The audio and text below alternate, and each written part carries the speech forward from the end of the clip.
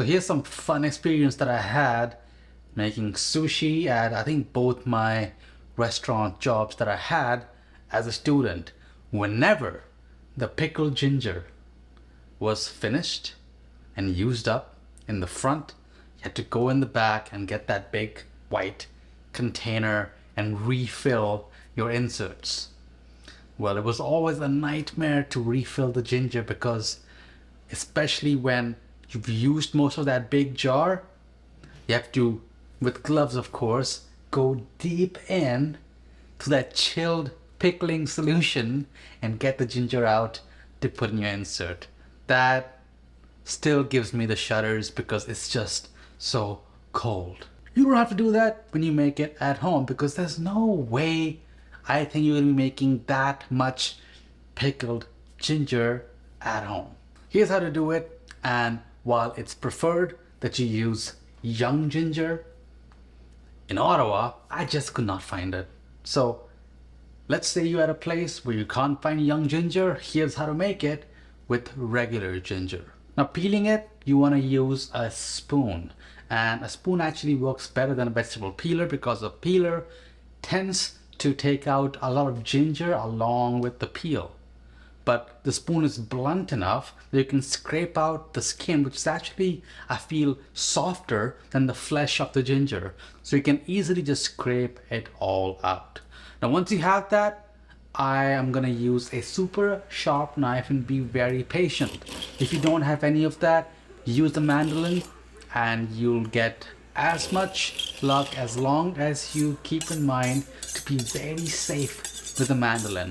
I've used that a couple of times at my restaurant jobs, and if you're not careful, you will lose your fingertips. That's very sharp and it's very risky. I've seen a lot of accidents happen at the job. Luckily not me.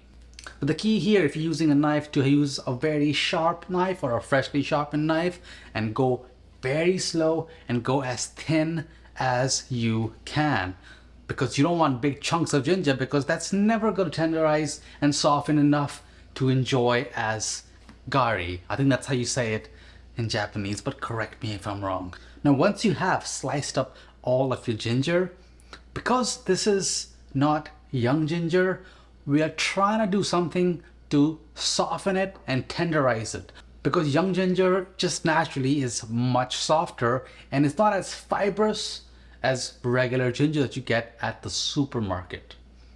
So we are tossing the sliced pieces in a pot of water and we'll boil it for 2, 3, 4 minutes to help tenderize it before we actually pickle it. Then drain it, place it in your jar that you're going to be using for pickling.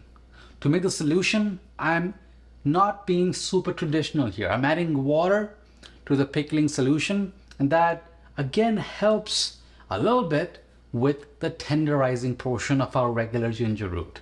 See, traditionally with just young ginger you would use vinegar, sugar and salt. That's it. But the water here actually will help to tenderize it, and I'll tell you how in a bit.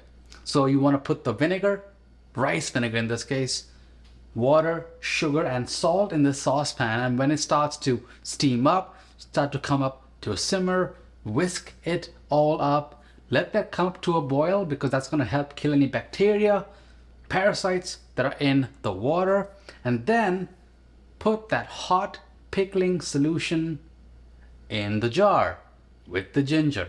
Now you want to let this cool down slightly before you refrigerate. And let me tell you now what the water does in this pickling solution. It reduces the acidity level.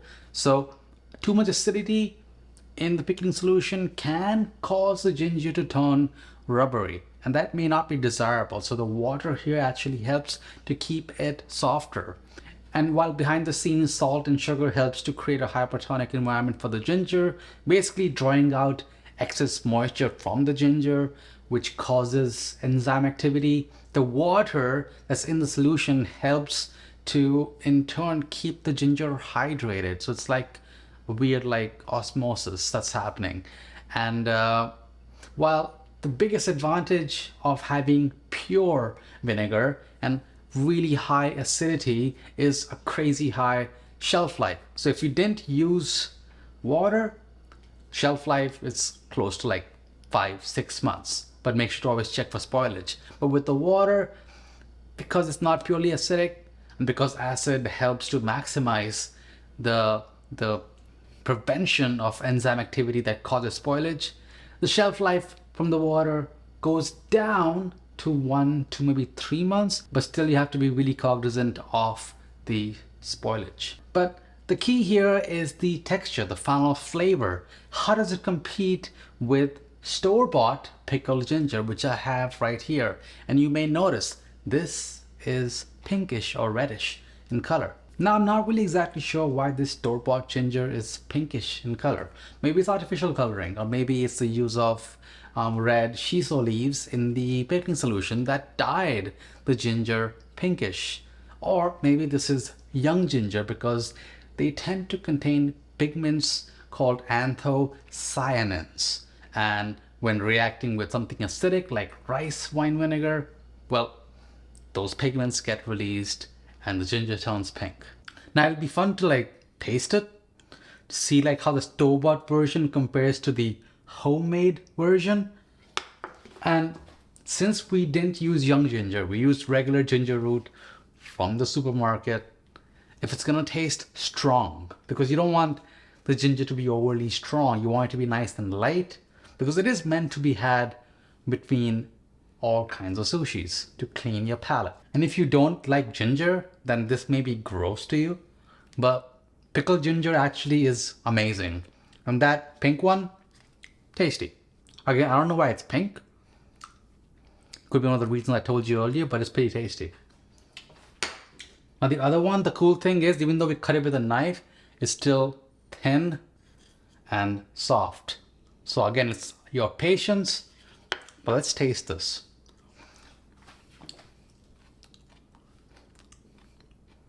Definitely a tiny bit